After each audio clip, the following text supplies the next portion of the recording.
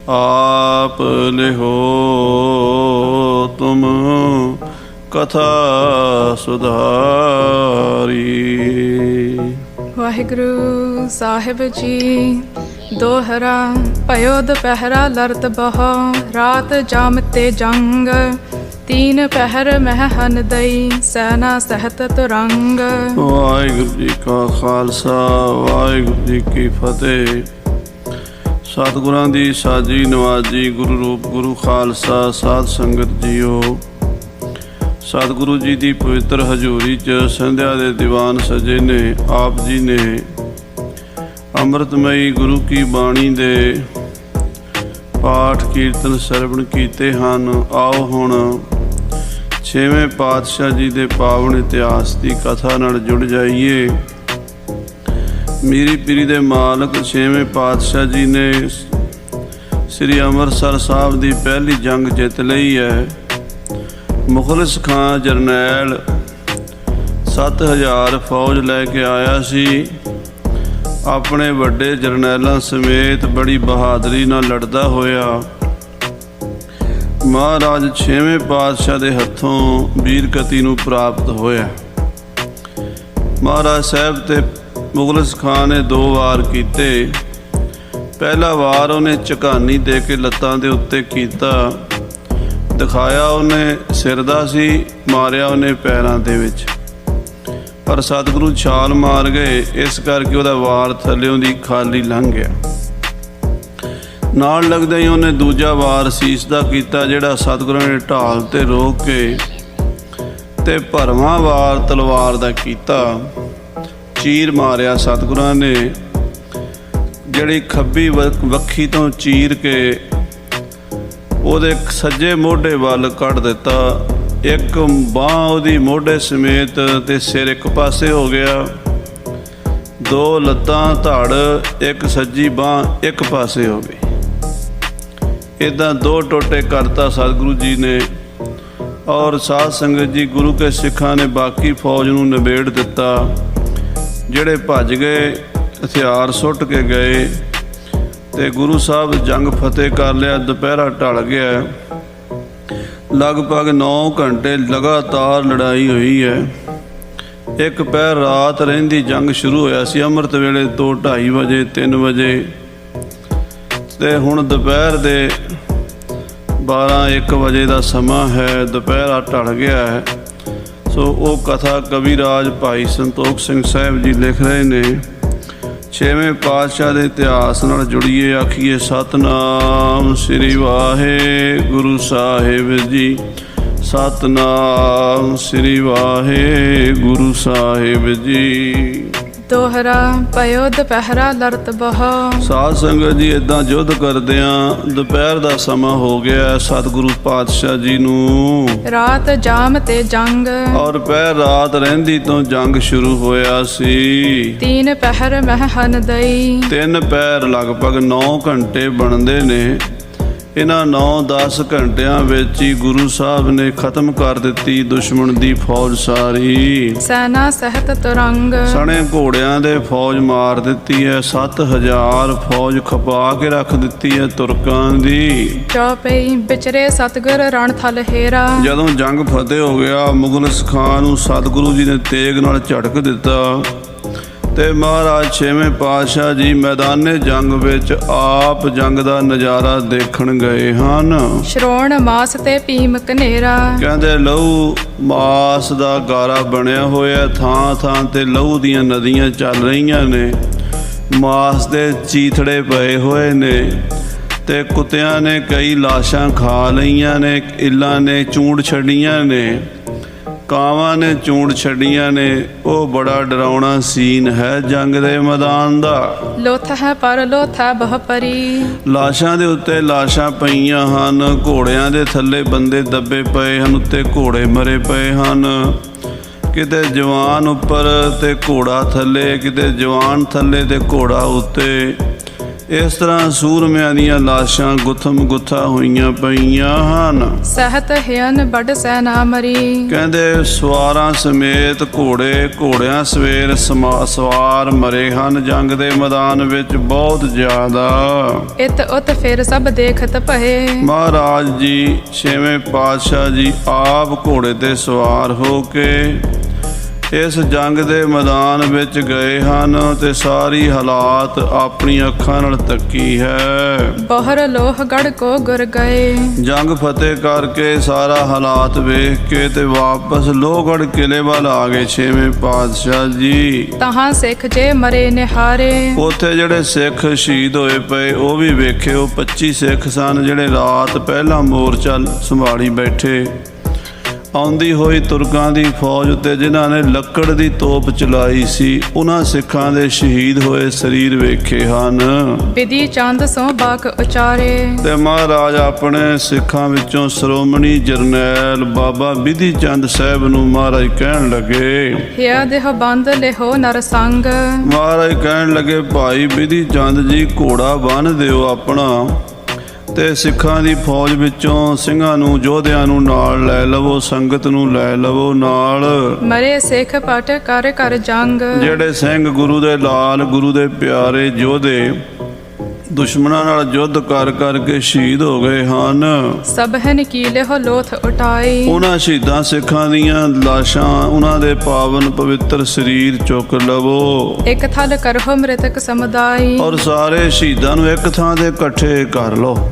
ਸਾਰੇ ਸ਼ਹੀਦਾਂ ਦਾ ਸੰਸਕਾਰ ਇੱਕ ਥਾਂ ਤੇ ਕੀਤਾ ਜਾਏਗਾ। ਇਹ ਮਹਾਰਾਜ ਨੇ ਪਰੰਪਰਾ ਚਲਾਈ ਸੀ, ਉਦੋਂ ਤੋਂ ਅੱਜ ਤਾਈਂ ਚੱਲੀ ਆਉਂਦੀ ਆ ਵੀ ਜਦੋਂ ਸਿੰਘ ਕਿਤੇ ਇਕੱਠੇ ਸ਼ਹੀਦ ਹੋ ਜਾਂਦੇ ਜੰਗ ਕਰਦੇ ਹੋਏ ਉਹਨਾਂ ਦੇ ਸੰਸਕਾਰ ਇਕੱਠੇ ਹੁੰਦੇ ਆ।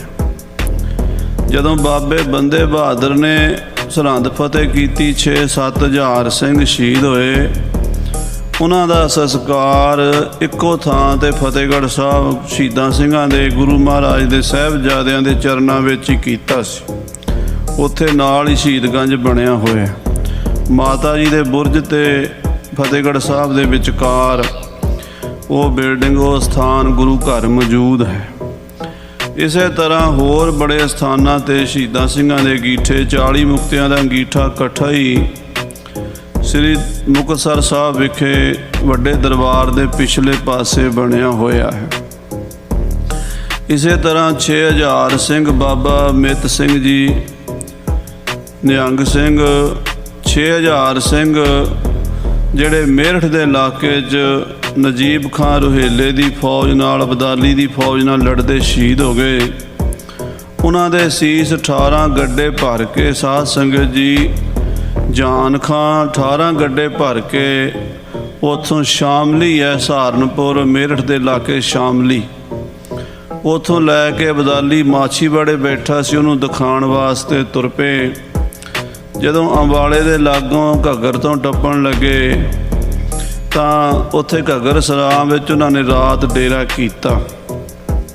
ਜਬ ਦਲ ਗੱਡੇ ਲੰਘ ਤੁਰੇ ਘੱਗਰ ਹੁਤੀ ਸਰਾਏ, ਤਬ ਸਿੰਘਨ ਕੇ ਦਲ ਬੜੇ ਸੁਨੀ ਅਵਾਈ ਆਏ।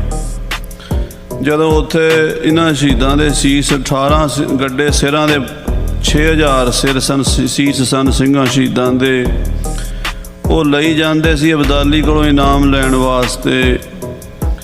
ਉਹ ਸਿੰਘਾਂ ਦੇ ਵੱਡੇ ਦਲ ਬੁੱਢੇ ਦਲ ਨੂੰ ਤਰਨੇ ਦਲ ਨੂੰ ਖਬਰ ਮਿਲ ਗਈ। ਉਹਨਾਂ ਨੇ ਹੱਲਾ ਕਰਕੇ ਉਹ ਸਾਰੇ ਸਿੰਘਾਂ ਦੇ ਸੀਸ ਖੋਹ ਲਏ ਤੇ ਉੱਥੇ ਸੰਸਕਾਰ ਕੀਤਾ। ਜੋ ਗੁਰੂ ਘਰ ਗੁਰਦੁਆਰਾ ਸ਼ਹੀਦਗੰਜ ਸਾਹਿਬ ਅੱਜ ਮੌਜੂਦ ਹੈ। ਸ਼ਹੀਦਗੰਜ ਇਮ ਊਹਾਂ ਕਹਾਵੈ, ਚਾੜ੍ਹੈ ਚੜ੍ਹਾਵਾ ਸੋ ਸੁਖ ਪਾਵੈ। ਜਿਹੜੀ ਵੀ ਉੱਥੇ ਅਰਦਾਸ ਕਰੀਏ ਸ਼ਹੀਦਾਂ ਦੇ ਚਰਨਾਂ 'ਚ ਪੂਰੀ ਹੁੰਦੀ ਹੈ। ਪੰਥ ਪ੍ਰਕਾਸ਼ ਵਿੱਚ ਗਿਆਨੀ ਰਤਨ ਸਿੰਘ ਕਥਾ ਲਿਖੀ ਹੈ। ਇਸੇ ਤਰ੍ਹਾਂ ਹੋਰ ਵੀ ਬੜੇ ਅਸਥਾਨ ਨੇ ਜਿੱਥੇ ਮਹਾਰਾਜ ਦੀ ਸਿੰਘਾਂ ਸ਼ਹੀਦਾਂ ਦੀ ਇਕੱਠੀ ਸੰਸਕਾਰ ਦੀ ਮਰਜ਼ਾਦਾ ਹੋਈ। ਜਿਵੇਂ 13 ਸਿੰਘ ਨਿਰੰਕਾਰੀਆਂ ਨੇ ਸ਼ਹੀਦ ਕੀਤੇ 1978 ਦੀ ਵਿਸਾਖੀ ਵਾਲੇ ਦਿਨ। ਭਾਈ ਸਾਹਿਬ ਭਾਈ ਫੌਜਾ ਸਿੰਘ ਜੀ, ਭਾਈ ਪਿਆਰਾ ਸਿੰਘ ਜੀ, ਭਾਈ ਰਘਬੀਰ ਸਿੰਘ ਜੀ, ਭਾਈ ਕੇਵਲ ਸਿੰਘ ਜੀ, ਇਹ 13 ਸਿੰਘ ਉੱਥੇ ਸ਼ਹੀਦ ਹੋਏ। ਉਹਨਾਂ ਦਾ ਸੰਸਕਾਰ ਵੀ ਇਕੱਠਾ ਹੀ ਕੀਤਾ ਗਿਆ। ਇਹ ਮਰਿਆਦਾ ਕਿੱਥੋਂ ਚੱਲੀ ਹੈ? ਕਈ ਸੱਜਣ ਸ਼ੰਕਾ ਕਰਦੇ ਨੇ। ਤੋ ਇੱਥੇ ਹੁਣ ਜਵਾਬ ਮਿਲ ਰਿਹਾ ਵੀ ਇਹ 6ਵੇਂ ਪਾਤਸ਼ਾਹ ਤੋਂ ਚੱਲੀ ਹੈ। ਮਹਾਰਾਜ ਕਹਿੰਦੇ ਸਾਰੇ ਸ਼ਹੀਦਾਂ ਦਾ ਸੰਸਕਾਰ ਇਕੱਠਾ ਹੀ ਕਰਾਂਗੇ। ਹੁਕਮ ਪਾਏ ਵਿਧੀਏ ਤਤਕਾਲ, ਮਹਾਰਾਜ ਦਾ ਹੁਕਮ ਪਾ ਕੇ ਬਾਬਾ ਬਿਧੀ ਚੰਦ ਜੀ ਨੇ ਲੈ ਮਾਨਵ ਗਨ ਆਪਣੇ ਨਾਲ ਬਹੁਤ ਸਾਰੇ ਸਿੱਖਾਂ ਨੂੰ ਲੈ ਲਿਆ ਤੇ ਸ਼ਹੀਦਾਂ ਸਿੰਘਾਂ ਦੀਆਂ ਲੋਥਾਂ ਮੈਦਾਨੇ ਜੰਗ 'ਚੋਂ ਚੁਣਨੀਆਂ ਸ਼ੁਰੂ ਕਰ ਦਿੱਤੀਆਂ। ਜਹ ਕਹਤੇ ਸਿੱਖ ਆਪਣੇ ਪਹਿਲੇ, ਬਾਬਾ ਬਿਧੀ ਚੰਦ ਜੀ ਨੇ ਸਭ ਤੋਂ ਪਹਿਲਾਂ ਆਪਣੇ ਸਾਥੀਆਂ ਦੇ ਸਰੀਰ ਚੁੱਕੇ ਸ਼ਹੀਦਾਂ ਸਿੰਘਾਂ ਦੇ, ਮਰੇ ਮਿਲੇ ਗਨ ਤੁਰਕ ਵਿਸਾਲੇ, ਔਰ ਵਿੱਚ ਤੁਰਕ ਵੀ ਬੜੇ ਮਰੇ ਪਏ ਸਨ, ਉਹਨਾਂ ਨੂੰ ਵੱਖਰੇ ਕੀਤਾ ਤੇ ਸਿੱਖਾਂ ਦੇ ਸਰੀਰ ਸ਼ਹੀਦਾਂ ਦੇ ਵੱਖਰੇ ਕੀਤੇ। ਜਿਸ ਥਲ ਗੁਰ ਕੇ ਮਹਿਲ ਬਿਲੰਦ, ਆਖੋ ਸਤਨਾਮ ਸ੍ਰੀ ਵਾਹਿਗੁਰੂ। ਮਹਾਰਾਜ ਕਹਿੰਦੇ ਸੰਸਕਾਰ ਕਿੱਥੇ ਕਰਨਾ? ਭਾਈ ਬਿਧੀ ਚੰਦ ਕਹਿੰਦੇ ਮਹਾਰਾਜ ਆਪ ਜੀ ਦੱਸੋ। ਮਹਾਰਾਜ ਕਹਿੰਦੇ ਸਾਡੇ ਘਰ ਦੇ ਕੋਲ ਸੰਸਕਾਰ ਕਰਨਾ ਸਾਡੇ ਸ਼ਹੀਦਾਂ ਦਾ। ਕਿੰਨਾ ਮਾਣ ਦਿੰਦੇ ਸੀ ਮਹਾਰਾਜ ਸ਼ਹੀਦਾਂ ਨੂੰ। ਸਾਧ ਸੰਗਤ ਜੀ, ਅਸੀਂ ਆਪਣੇ ਘਰ ਦੇ ਜੀ ਦਾ ਵੀ ਸੰਸਕਾਰ ਘਰ ਦੇ ਕੋਲ ਨਹੀਂ ਕਰਦੇ, ਦੂਰ ਕਰਦੇ ਹਾਂ ਵੀ ਘਰ ਦੇ ਕੋਲ ਮੁਰਦਾ ਨਹੀਂ ਫੂਕਣਾ। ਪਰ ਸ਼ਹੀਦ ਮੁਰਦੇ ਨਹੀਂ ਹੁੰਦੇ, ਸ਼ਹੀਦ ਜਿਉਂਦੇ ਹੁੰਦੇ, ਸਦਾ ਹੀ ਜਿਉਂਦੇ ਰਹਿੰਦੇ।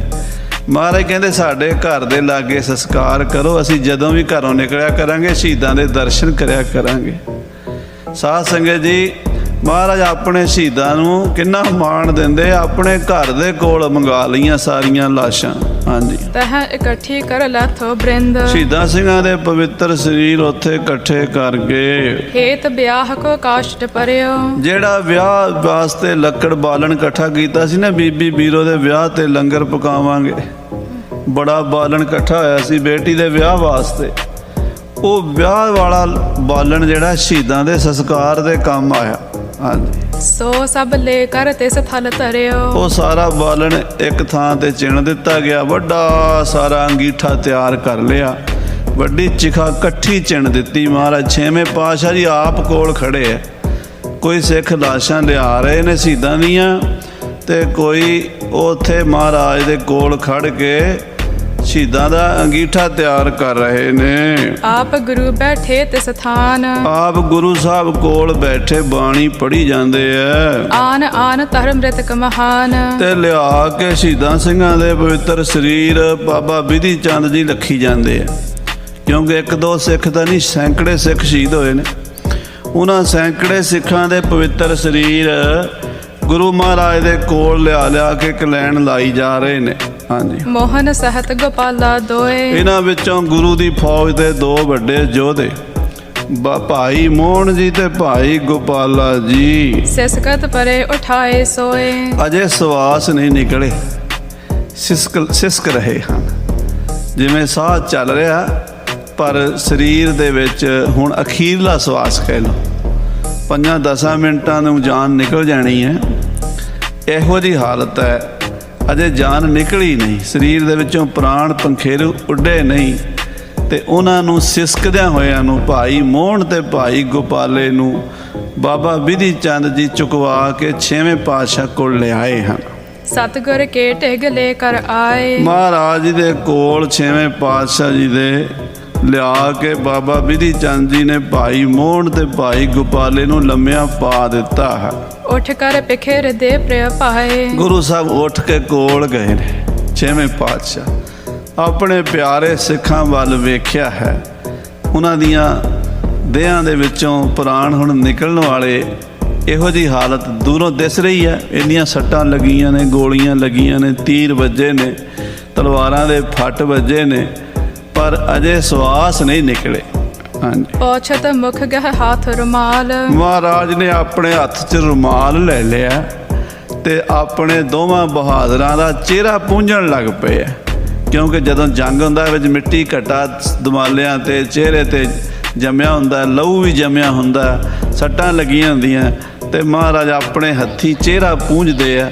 ਮੱਥੇ ਦੇ ਉੱਤੇ ਰੁਮਾਲ ਫੇਰਿਆ, ਗੱਲਾਂ ਤੇ, ਨੱਕ ਤੇ, ਅੱਖਾਂ ਤੇ। ਪਾਤਸ਼ਾਹ ਨੇ ਸਿੱਖਾਂ ਦਾ ਚਿਹਰਾ ਸਾਫ਼ ਕੀਤਾ। ਹਾਂਜੀ, ਸਾਦਰ ਬੋਲੇ ਗੁਰੂ ਕਿਰਪਾਲ, ਤੇ ਬੜੇ ਪਿਆਰ ਵਿੱਚ ਆ ਕੇ ਆਪਣੇ ਸ਼ਹੀਦਾਂ ਦਾ ਸਤਿਕਾਰ ਕਰਨ ਵਾਲੇ ਸਤਿਗੁਰੂ ਬੋਲੇ, ਓ ਮੋਹਨ ਸਿੱਖ ਸੁਨਹੁ ਗੋਪਾਲਾ, ਕਹਿੰਦੇ ਹਾਂ ਭਾਈ ਮੋਹਨ, ਹਾਂ ਭਾਈ ਗੋਪਾਲਾ, ਦੱਸੋ ਕੀ ਚਾਹੀਦਾ ਤੁਹਾਨੂੰ? ਹਾਂਜੀ, ਤੁਮ ਪਿਆਰੇ ਮੋਹ ਕਹੋ ਸਦ ਕਾਹਲਾ। ਤੁਸੀਂ ਮੈਨੂੰ ਪਿਆਰੇ ਹੋ, ਮੈਨੂੰ ਜਾਨ ਨਾਲੋਂ ਪਿਆਰੇ ਹੋ, ਸਦਾ ਹੀ ਪਿਆਰੇ ਹੋ, ਤੇ ਤੁਸੀਂ ਮੇਰੇ ਪਿਆਰੇ ਹੋ। ਬਸ ਇਸ ਤੋਂ ਬਾਅਦ ਕੀ ਹੁਣ ਗੁਰੂ ਕੀ ਕਹਿ ਸਕਦਾ? ਜਿਸ ਨੂੰ ਗੁਰੂ ਕਹਿ ਦੇਵੇ ਵੀ ਤੁਸੀਂ ਮੇਰੇ ਪਿਆਰੇ ਹੋ, ਸਾਧ ਸੰਗਤ ਜੀ, ਫਿਰ ਉਸ ਤੋਂ ਵੱਡੀ ਉਪਮਾ ਕੋਈ ਹੈ ਹੀ ਨਹੀਂ। ਆਖੋ ਸਤਿਨਾਮ ਸ੍ਰੀ ਵਾਹਿਗੁਰੂ। ਜੋ ਕਹੋ ਮੁਖੋਂ ਸੇਵਕ ਇਹ ਬੈਸੀਐ, ਸੁਖ ਨਾਨਕ ਅੰਤ ਨਾ ਪਾਏ। ਇਹ ਮਹਾਰਾਜ ਉਹ ਦਿਨ ਜਦੋਂ ਆਵੇਗਾ, ਜਦੋਂ ਤੁਸੀਂ ਕਹੋਗੇ ਵੀ ਆ ਮੇਰੇ ਬੱਚੇ, ਆ ਮੇਰੇ ਸੇਵਕ ਮੇਰੇ ਕੋਲ ਬਹਿ ਜਾ, ਉਸ ਸੁੱਖ ਦਾ ਕੋਈ ਅੰਤ ਨਹੀਂ ਹੋਵੇਗਾ। ਉਹ ਖੁਸ਼ੀ ਕਿੰਨੀ ਕੁ ਹੋਵੇਗੀ ਭਾਈ ਮੋਹਨ ਤੇ ਭਾਈ ਗੋਪਾਲੇ ਨੂੰ, ਜਦੋਂ ਮਹਾਰਾਜ ਕਹਿ ਰਹੇ ਨੇ ਤੁਸੀਂ ਸਾਡੇ ਪਿਆਰੇ ਹੋ। ਹਾਂਜੀ, ਮਨ ਬਾਂਛਤ ਬਰ ਜਾਚਨ ਕੀਜੈ। ਲਓ ਭਾਈ ਮੋਹਨ ਭਾਈ ਗੋਪਾਲਾ, ਤੁਹਾਡੇ ਲਈ ਬਾਬੇ ਨਾਨਕ ਦਾ ਬੂਹਾ ਖੁੱਲਾ, ਜੋ ਮੰਗਣਾ ਮੰਗ ਲਓ। ਹਾਂਜੀ, ਤੁਮ ਤੇ ਕਛ ਨ ਅਦ ਜਨੀਜੈ। ਤੇ ਤੁਹਾਡੇ ਤੋਂ ਕੋਈ ਵਸਤੂ ਐਸੀ ਨਹੀਂ ਜਿਹੜੀ ਅਸੀਂ ਤੁਹਾਨੂੰ ਦੇ ਨਾ ਸਕੀਏ। ਆਖੋ ਸ੍ਰੀ ਵਾਹਿਗੁਰੂ। ਐਸੀ ਵਸਤ ਜਗਤ ਮੇਂ ਨਹੀਂ ਜੋ ਮੈਂ ਦਈ ਖਾਲਸੇ ਨਹੀਂ। ਐਸੀ ਦੁਨੀਆ ਤੇ ਕੋਈ ਚੀਜ਼ ਬਣੀ ਨਹੀਂ ਜੋ ਆਪਣੇ ਖਾਲਸੇ ਨੂੰ ਗੁਰੂ ਨਹੀਂ ਦੇ ਸਕਦਾ। ਸਾਰਾ ਕੁਝ ਹੀ ਦਿੱਤਾ। ਹਾਂਜੀ, ਅਤ ਪ੍ਰਸੰਨ ਹੋਇ ਕਰ ਹਮ ਭਾਖਾ। ਮਹਾਰਾਜ ਕਹਿੰਦੇ ਭਾਈ ਮੋਹਨ ਗੋਪਾਲਾ, ਅਸੀਂ ਖੁਸ਼ ਹੋ ਕੇ ਕਹਿ ਰਹੇ ਹਾਂ ਵੀ ਜੋ ਵੀ ਮੰਗੋਗੇ ਨਾ, ਅੱਜ ਤੁਹਾਡੇ ਲਈ ਉਹੀ ਹਾਜ਼ਰ ਕਰ ਦਿਆਂਗੇ। ਬਿਨ ਸ਼ੰਕਾ ਪਰ ਹੋ ਅਬਿਲਾਖਾ। ਬਿਨਾਂ ਸ਼ੰਕਾ ਆਪਣੀ ਇੱਛਾ ਪੂਰੀ ਕਰ ਲਓ, ਮੰਗ ਲਓ ਜੋ ਮੰਗਣਾ ਹੈ। ਜੇ ਜਗ ਮਹਿ ਜੀਵਨ ਕੋ ਚਾਹੋ। ਜੇ ਜਿਉਣਾ ਚਾਹੁੰਦੇ ਹੋ, ਇਸ ਸੰਸਾਰ 'ਚ ਰਹਿਣਾ ਚਾਹੁੰਦੇ ਹੋ, ਉਹ ਵੀ ਮੰਗ ਲਓ, ਤੁਹਾਨੂੰ ਜੀਵਨ ਦੇ ਦਿਆਂਗੇ, ਸਦਾ ਦਾ ਜੀਵਨ ਦੇ ਦਿਆਂਗੇ। ਹਾਂਜੀ, ਰਾਜ ਸਹਿਤ ਲਿਹੁ ਅਨੰਦ ਉਮਾਹੋ। ਰਾਜ ਵੀ ਦੇ ਦਿਆਂਗੇ। ਰਾਜ ਕਰਨਾ ਚਾਹੁੰਦੇ ਹੋ ਤੇ ਤੁਹਾਨੂੰ ਧਰਤੀ ਦੀ ਬਾਦਸ਼ਾਹੀ ਲੈ ਦਿਆਂਗੇ। ਹਾਂਜੀ, ਅਪਰ ਪਦਾਰਥ ਜੇ ਜਗ ਮਹੀਆ। ਹੋਰ ਸੰਸਾਰ 'ਚ ਜਿੰਨੇ ਵੀ ਪਦਾਰਥ ਨੇ, ਜਿੰਨੀਆਂ ਵੀ ਚੀਜ਼ਾਂ ਨੇ, ਜਿੰਨੇ ਰਾਜ ਭਾਗ ਸੁੱਖ ਆਰਾਮ, ਉਹ ਸਭ ਤੁਹਾਨੂੰ ਮਿਲਣਗੇ। ਹਾਂਜੀ, ਭੋਗਹੁ ਸਕਲ ਲੇਹੁ ਹਮ ਪਹੀਆ। ਲਓ ਸਾਡੇ ਕੋਲੋਂ ਰਾਜ ਭੋਗੋ, ਸੁੱਖ ਭੋਗੋ, ਜਿੰਨੇ ਵੀ ਦੁਨੀਆ ਦੇ ਸੁੱਖ ਨੇ ਤੁਹਾਨੂੰ ਮਿਲਣਗੇ, ਮੰਗੋ। ਹਾਂਜੀ, ਸੁਨ ਮੋਹਨ ਕਰ ਜੋਰ ਉਚਾਰਾ। ਸੱਚੇ ਪਾਤਸ਼ਾਹ ਮਹਾਰਾਜ ਦੇ ਬਚਨ ਸੁਣ ਕੇ ਭਾਈ ਮੋਹਨ ਜੀ ਬੋਲੇ ਹੱਥ ਜੋੜ ਕੇ।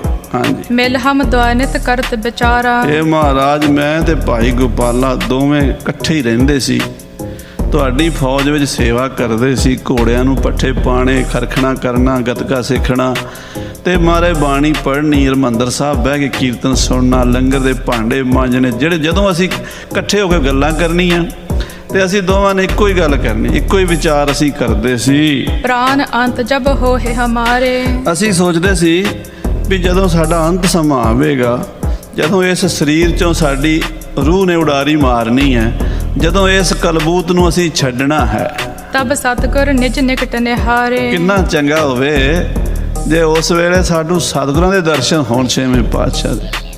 ਜਦੋਂ ਸਾਡੇ ਸਰੀਰ ਦਾ ਅੰਤ ਸਮਾਂ ਆਵੇ, ਉਦੋਂ ਅਸੀਂ ਕੁਝ ਹੋਰ ਨਾ ਦੇਖੀਏ, ਉਦੋਂ ਮਾਲਕਾਂ ਦੇ ਦਰਸ਼ਨ ਕਰੀਏ, ਮੇਰੀ ਪੀਰੀ ਦੇ ਮਾਲਕ ਦੇ। ਇਹ ਨਿਤ ਹੋਤੀ ਕਾਮਨਾ ਹਮੈ। ਬਸ ਇਹੀ ਕਾਮਨਾ ਸੀ, ਇਹੀ ਇੱਛਾ ਸੀ ਵੀ ਮਹਾਰਾਜ ਛੇਵੇਂ ਪਾਤਸ਼ਾਹ ਦੇ ਅਖੀਰਲੇ ਸਮੇਂ ਦਰਸ਼ਨ ਹੋ ਜਾਣ। ਪ੍ਰਾਪਤ ਭਇਓ ਆਨ ਸੋ ਸਮੈ। ਉਹ ਸਮਾਂ ਮਹਾਰਾਜ ਸਾਨੂੰ ਮਿਲ ਗਿਆ। ਹੋਰ ਕੀ ਚਾਹੀਦਾ?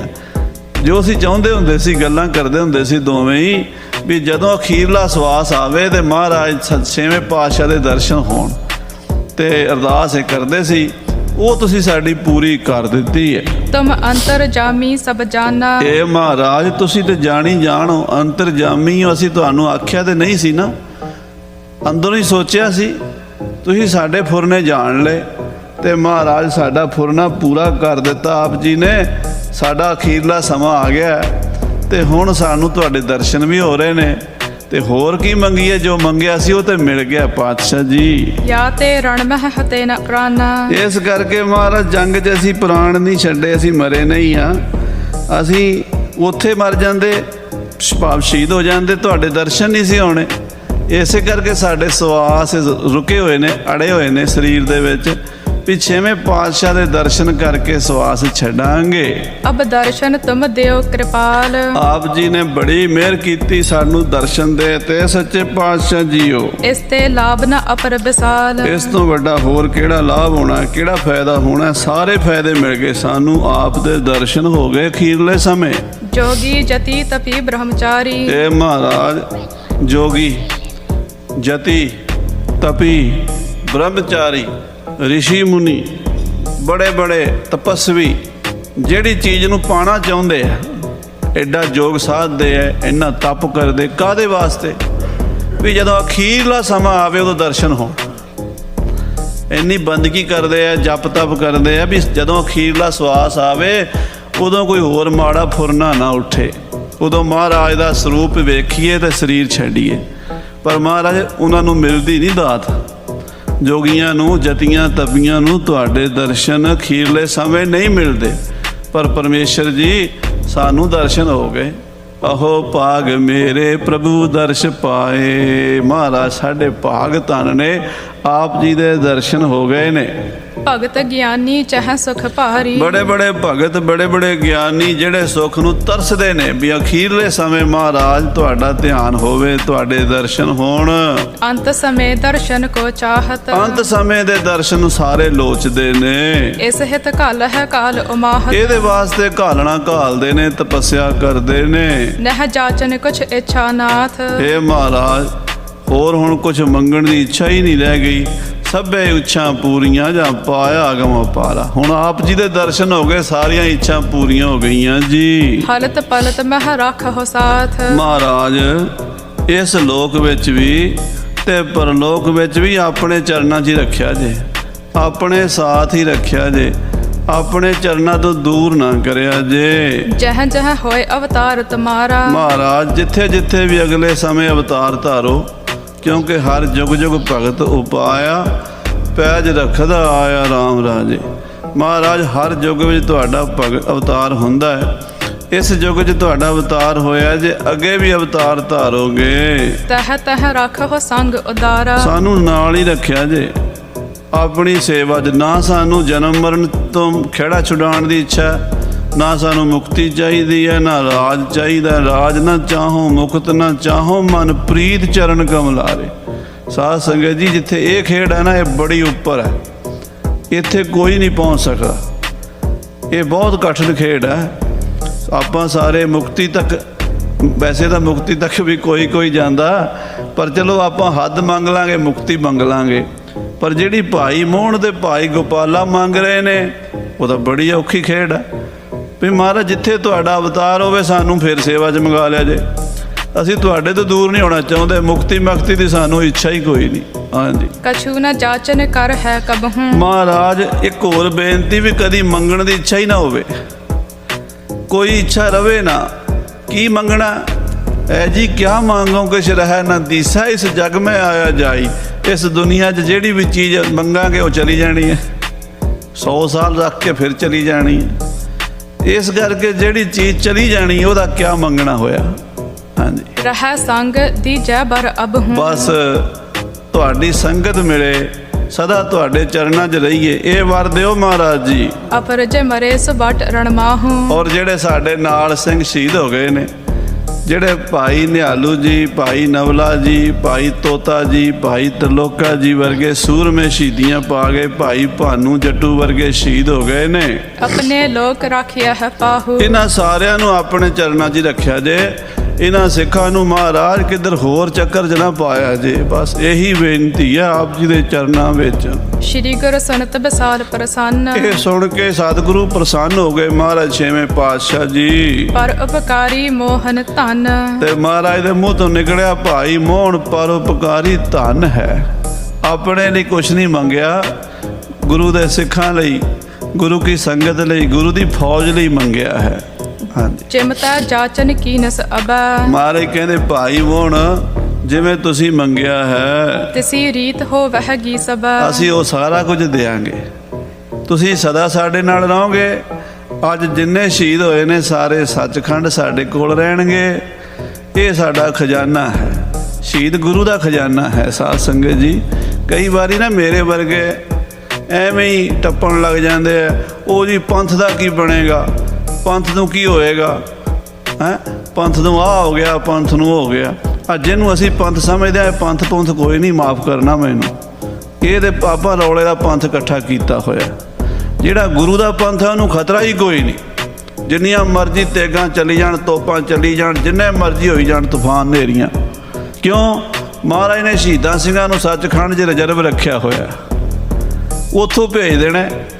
ਇੱਕ ਸਿੰਘ ਭੇਜ ਦੇਣਾ, ਸਾਰਿਆਂ ਦਾ ਬੇੜਾ ਬੰਨੇ ਲਾ ਦੇਣਾ। ਆਪਾਂ ਕਿਉਂ ਘਬਰਾਉਂਦੇ ਹਾਂ? ਸਿਰ ਉੱਪਰ ਠਾਡਾ ਗੁਰਸੂਰਾ, ਨਾਨਕ ਤਾਕੇ ਕਾਰਜ ਪੂਰਾ। ਮਹਾਰਾਜ ਕਹਿੰਦੇ ਰਿਜ਼ਰਵ ਕੋਟਾ ਸ਼ਹੀਦਾਂ ਸਿੰਘਾਂ ਦਾ, ਮੁੱਕਣ ਹੀ ਨਹੀਂ ਦੇਣਾ। ਤੇ ਫਿਰ ਭੇਜ ਦਿੰਦਾ। ਆ ਜਿਹੜੇ ਸਿੰਘ ਸੂਰਮੇ ਸਾਡੇ ਘਰਾਂ 'ਚ ਜੰਮਦੇ ਪਏ ਆ, ਉਹੀ ਨੇ ਜਿਹੜੇ ਪਿੱਛੇ ਸ਼ਹੀਦ ਹੁੰਦੇ। ਉਹ ਫਿਰ ਖੰਡਾ ਚੁੱਕ ਲੈਂਦੇ ਆ, ਫਿਰ ਖੜਕਾ ਦਿੰਦੇ ਆ। ਪਰ ਸਾਨੂੰ ਉਦੋਂ ਪਤਾ ਲੱਗਦਾ ਜਦੋਂ ਕਲਾ ਵਰਤ ਜਾਂਦੀ ਹੈ। ਇਸ ਕਰਕੇ ਮਹਾਰਾਜ ਕਹਿੰਦੇ ਭਾਈ ਇਹ ਸਾਰੇ ਸ਼ਹੀਦ ਸਾਡੇ ਕੋਲ ਰਹਿਣਗੇ, ਇਹ ਸਾਡਾ ਖਜ਼ਾਨਾ ਹੈ। ਹਾਂਜੀ, ਸ਼੍ਰੀ ਹਰਗੋਬਿੰਦ ਅਗਰ ਨਿਹਾਰੇ। ਮਹਾਰਾਜ ਛੇਵੇਂ ਪਾਤਸ਼ਾਹ ਜੀ ਗੁਰੂ ਹਰਗੋਬਿੰਦ ਸਾਹਿਬ ਜੀ ਨੇ ਭਾਈ ਮੋਹਣ ਭਾਈ ਗੋਪਾਲੇ ਵੱਲ ਤੱਕਿਆ, ਮਿਹਰ ਦੀ ਦ੍ਰਿਸ਼ਟੀ ਕੀਤੀ ਹੈ। ਦੋਨੋਂ ਤਬ ਪਰ ਲੋਕ ਪਧਾਰੇ। ਗੁਰੂ ਸਾਹਿਬ ਦੇ ਦੇਖਦਿਆਂ ਦੇਖਦਿਆਂ ਸਵਾਸ ਪੂਰੇ ਹੋ ਗਏ। ਭਾਈ ਮੋਹਣ ਭਾਈ ਗੋਪਾਲਾ ਗੁਰੂ ਦੇ ਚਰਨਾਂ 'ਚ ਲੀਨ ਹੋ ਗਏ ਨੇ। ਧਨ ਮਰਨ ਤਿਨ ਕੋ ਜਗ ਭਇਓ। ਆਹਾ, ਕਵੀਰਾਜ ਭਾਈ ਸੰਤੋਖ ਸਿੰਘ ਸਾਹਿਬ ਜੀ ਕਹਿੰਦੇ ਆ ਧਨ ਹੋ ਗਿਆ ਉਹਨਾਂ ਦਾ ਮਰਨਾ। ਜਿਉਣਾ ਦੇ ਧਨ ਸੀ, ਉਹਨਾਂ ਦਾ ਮਰਨਾ ਵੀ ਧਨ ਹੋ ਗਿਆ। ਹਾਂਜੀ, ਅੰਤ ਸਮੇਂ ਪ੍ਰਭ ਕੋ ਦਰਸਇਓ। ਅੰਤ ਸਮੇਂ ਪਰਮੇਸ਼ਰ ਗੁਰੂ ਹਰਗੋਬਿੰਦ ਸਾਹਿਬ ਮਹਾਰਾਜ ਛੇਵੇਂ ਪਾਤਸ਼ਾਹ ਦੇ ਦਰਸ਼ਨ ਕੀਤੇ ਹਨ। ਸਭਨ ਕੋ ਇਸ਼ਨਾਨ ਕਰਾਇਓ। ਮਹਾਰਾਜ ਨੇ ਸਾਰੇ ਸ਼ਹੀਦਾਂ ਦਾ ਸੰਸਕਾਰ ਕਰਨ ਤੋਂ ਪਹਿਲਾਂ ਆਪਣੇ ਹੱਥੀਂ ਇਸ਼ਨਾਨ ਵੀ ਕਰਾਇਆ। ਮਹਾਰਾਜ ਕਹਿੰਦੇ ਜਾਓ ਹਰਿਮੰਦਰ ਸਾਹਿਬ ਸਰੋਵਰ ਚੋਂ ਬਾਲਟੀਆਂ ਭਰ ਭਰ ਕੇ ਲਈ ਆਓ, ਡੋਲੇ ਭਰ ਭਰ ਕੇ, ਤੇ ਆਪਾਂ ਸ਼ਹੀਦਾਂ ਨੂੰ ਇਸ਼ਨਾਨ ਕਰਾਈਏ। ਬਸਤਰ ਨਵੀਨ ਮਗਾਏ ਸੋ ਪਾਏ। ਨਵੇਂ ਬਸਤਰ ਸ਼ਹੀਦਾਂ ਦੇ ਉੱਤੇ ਪਾਏ, ਚਾਦਰੇ ਪਾਏ, ਚੋਲੇ ਪਾਏ, ਜਿੰਨਾ ਕੁ ਮਹਾਰਾਜ ਉਸ ਵੇਲੇ ਬੰਦੋਬਸਤ ਕੀਤਾ। ਸ਼ਹੀਦਾਂ ਸਿੰਘਾਂ ਦੇ ਸੰਸਕਾਰ ਸੋਹਣੇ ਢੰਗ ਨਾਲ ਕੀਤੇ। ਹਾਂਜੀ, ਇੱਕ ਹੋ ਚਿਖਾ ਬਣਾਏ ਵਿਸਾਲਾ। ਇੱਕ ਵੱਡੀ ਸਾਰੀ ਚਿਖਾ ਬਣਾ ਕੇ ਗੁਰੂ ਕੇ ਮਹਿਲਾਂ ਦੇ ਨੇੜੇ ਗੁਰ ਭਾਈ ਗੁਰਮੁਖ ਸਿੱਖ ਜਾਲਾ। ਆਪਣੇ ਗੁਰਮੁਖਾਂ ਗੁਰਸਿੱਖਾਂ ਗੁਰੂ ਭਾਈਆਂ ਨੂੰ, ਜਿਹੜੇ ਗੁਰੂ ਦੇ ਪਿਆਰ ਵਾਲੇ ਗੁਰੂ ਦੇ ਪੁੱਤਰ ਹਨ, ਗੁਰਸਿੱਖਾਂ ਮਿੱਤਾਂ ਭਾਈਆਂ ਭਾ ਇੱਕੋ ਜਿਹਾ, ਉਹਨਾਂ ਸਾਰਿਆਂ ਗੁਰੂ ਕੇ ਲਾਲਾ ਨੂੰ ਈਂਦਨ ਗਨ ਕੋ ਉਪਰ ਡਾਰਾ। ਸੋ ਸਾਧ ਸੰਗਤ ਜੀ, ਉੱਤੇ ਈਂਧਨ ਭਾਵ ਬਾਲਣ ਪਾ ਕੇ ਥੱਲੇ ਵੀ ਉੱਤੇ ਵੀ ਵੱਡਾ ਸਾਰਾ ਅੰਗੀਠਾ ਚਿਣ ਦਿੱਤਾ ਗਿਆ।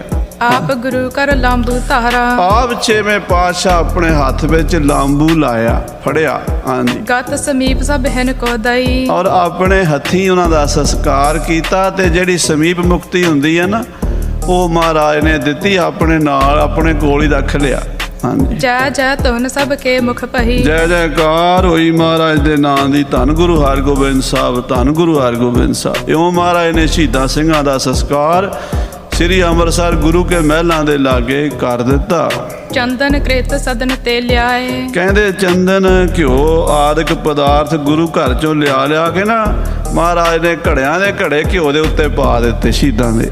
ਹਾਂਜੀ, ਬਿੰਦ ਚਖਾ ਪਰ ਸਗਰੋ ਪਾਏ। ਚੰਦਨ ਵੀ ਉੱਤੇ ਪਾਇਆ ਤੇ ਬੜੇ ਸਤਿਕਾਰ ਨਾਲ ਸੰਸਕਾਰ ਕੀਤਾ ਸ਼ਹੀਦਾਂ ਸਿੱਖਾਂ ਦਾ। ਨਭ ਤੇ ਗਨ ਵਿਮਾਨ ਤਬ ਆਏ। ਉਸ ਵੇਲੇ ਆਕਾਸ਼ ਮੰਡਲ ਤੋਂ ਦੇਵਤੇ ਵਿਮਾਨ ਲੈ ਕੇ ਆਏ ਨੇ। ਸਾਦਰ ਗੁਰ ਕੇ ਸਿੱਖ ਚੜਾਏ। ਇਹਨਾਂ ਨੂੰ ਵਿਮਾਨ ਵਿੱਚ ਚੜਾ ਕੇ ਸ਼ਹੀਦਾਂ ਸਿੰਘਾਂ ਨੂੰ ਲੈ ਚੱਲੇ ਨੇ। ਦੇਵਤੇ ਜੈ ਜੈਕਾਰ ਕਰ ਰਹੇ ਨੇ। ਪਹੁੰਚਾਏ ਸਤਿਗੁਰ ਕੇ ਲੋਕ। ਸਤਿਗੁਰੂ ਦੇ ਲੋਕ ਸੱਚਖੰਡ, ਜਿੱਥੇ ਗੁਰੂ ਨਾਨਕ ਦੇਵ ਜੀ ਮਹਾਰਾਜ ਦਾ ਮੰਡਲ ਹੈ, ਉੱਥੇ ਪਹੁੰਚਾ ਦਿੱਤੇ। ਜਹ ਮਦ ਮਾਨ ਮੋਹ ਨਹਿ ਸ਼ੋਕ। ਜਿੱਥੇ ਨਾ ਮਦ ਹੈ, ਨਾ ਮਾਣ ਹੈ, ਨਾ ਹਰਖ ਹੈ, ਨਾ ਸੋਗ ਹੈ, ਜਿੱਥੇ ਸਦਾ ਹੀ ਬੇਗਮਪੁਰਾ ਹੈ, ਸੱਚਖੰਡ ਵਸੈ ਨਿਰੰਕਾਰ, ਉੱਥੇ ਪਹੁੰਚ ਗਏ ਸਾਰੇ ਸ਼ਹੀਦ। ਹਾਂਜੀ, ਜਰਾ ਮਰਨ ਕੋ ਲੇਸ਼ ਨ ਜਹਾਂ। ਜਿੱਥੇ ਨਾ ਜੰਮਣ ਹੈ, ਨਾ ਮਰਨ ਹੈ, ਨਾ ਬੁਢੇਪਾ ਹੈ, ਨਾ ਹਰਖ ਹੈ, ਨਾ ਸੋਗ ਹੈ, ਸਦਾ ਹੀ ਆਨੰਦ ਹੈ।